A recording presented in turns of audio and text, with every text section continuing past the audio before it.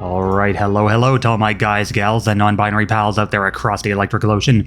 This is Jazzman back with another game. This time we've got TinyDragon playing Paladins by the look of it. Then we've got pooipants playing Forglar Swamp Sundered Lands. Just at first blush here, seeming to be trap/knockback deck from Pooey. And then, of course, Tiny with Paladins, and TinyDragon is actually, I think the last game I uploaded of Tiny, he was playing Iron Fist Stronghold as well, or maybe that was Forsaken Waste. I think, actually, Gnomes might have gotten a game of him playing IS. I think he plays pretty much whatever he wants nowadays, as we all tend to do. But the Crusader here getting ensnared by this gloopy marsh from the Nexus, and usually, I don't know, when I'm on this map, I usually see one of the players rush these side fonts with something cheap.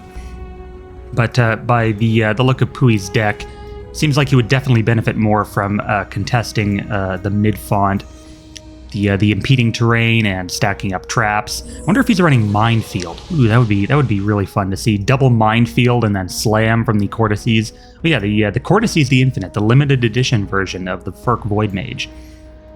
But yeah, slamming through that marsh terrain, definitely Tiny going to want to play around that. And we see some traps going down. Okay, so Pooey is actually going to try and make a play here. The Crusader is impervious from the Angel Shield, so it seems like Pooey's going to have to try and do something to the Angel instead, right?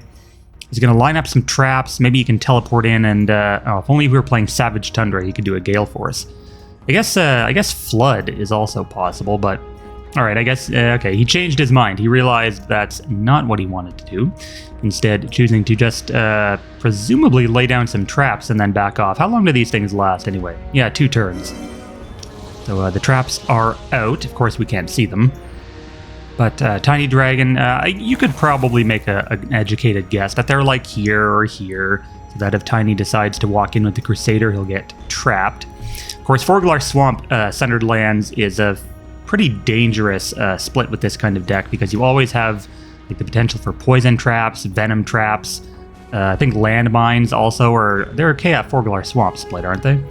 And then of course Minefield if Pooey is deciding to run those. But Tiny, of course, not going to be taken in by the tricksy traps. Going to drop the spear for a little bit of AoE damage. And probably just poke with the Angel, I'm assuming. I think the Crusader can throw Axe, which he has done already. And it's nice because Axe Throw and the AoE does not proc one with Nora. So that Gillibrium Nexus is going to have a hard time sitting in that font. Pooey probably going to have to swap out for something like the Marine. And the Marine actually has a little bit of synergy here. Ally Forglar Swamp. Interesting. And then I think, Sapping Strike. I was thinking he might have like a knockback ability, but nah. But he does have 2 ranged abilities, which is quite nice, actually, when you got stats like these. So we've got Hammer Strike coming down, and okay, so Tiny gonna throw down a Bane Beam as well, the limited edition Bane Beam from Iron Fist, with the red lightning visual effect instead of the usual blue. So the spell combination here gets the kill, and Crusader could get a Thirst proc if he wants onto that Cortices, just by moving up a bit.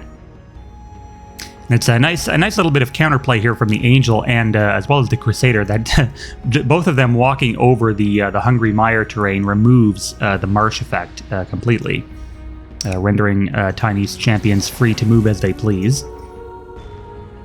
So Crusader goes in for the double engage here. I remember when Thirst for Battle procced, it gave you basically a proc of stats for every champion you were engaged to.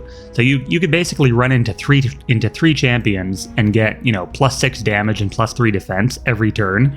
And it was crazy. I mean, this was Crusader like at his peak. He was like 90 Nora, and he had Resilient and Tough 3 and some other bullshit. People would super champ him all the time.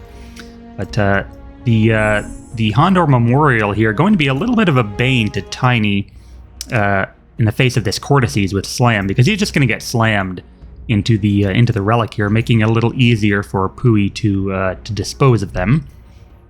But Timothy the Vile comes down, and Timothy, whenever Timothy comes down, really got to a Quicken. Okay, so Pooey's definitely going in for the kill here. But whenever Timmy comes down, you really have to ensure that you don't give your opponent any free meat as much as possible.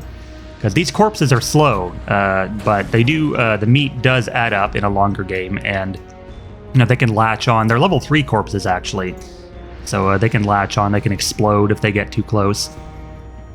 And Timmy's just a strong ranged unit in general. But the Holy Ground from the Paladins might prove a little bit difficult in sustaining the swarms, because it does cleanse the zombie plague effect.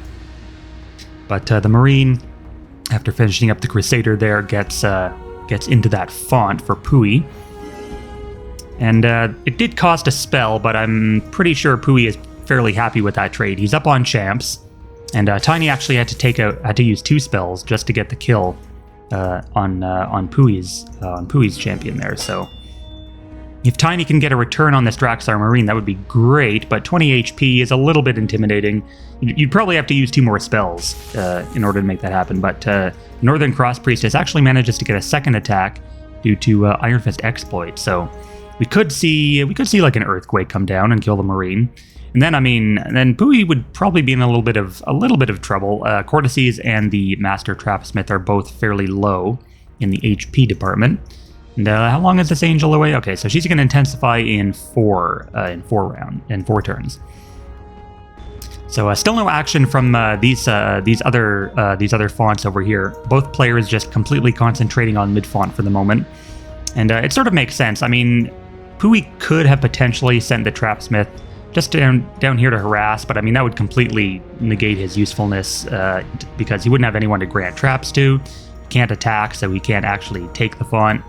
But I really like setting like a cheap Broken Bones or something over here on this map, because despite the fact that the shrine and the font are in such close proximity, the font itself is actually quite a distance from mid.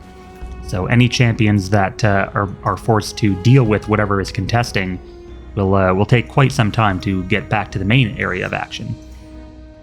Tiny, of course, the thing with Paladins is you really want to get that phalanx, that late game rolling. So Angel of Mercy, they don't really have any champions that could. Crusader can conceivably 1v1. They have a lot of good 1v1ers, but they work so much better when they work as a unit. Just stacking up that brand, getting their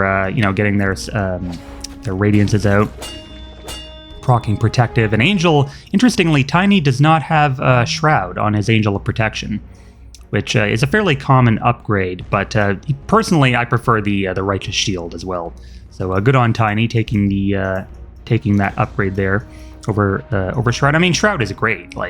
It adds so much more protection than a single turn of Impervious could, but I feel like Impervious is a little bit too easy to deal with now that there's so much Dispel in the game.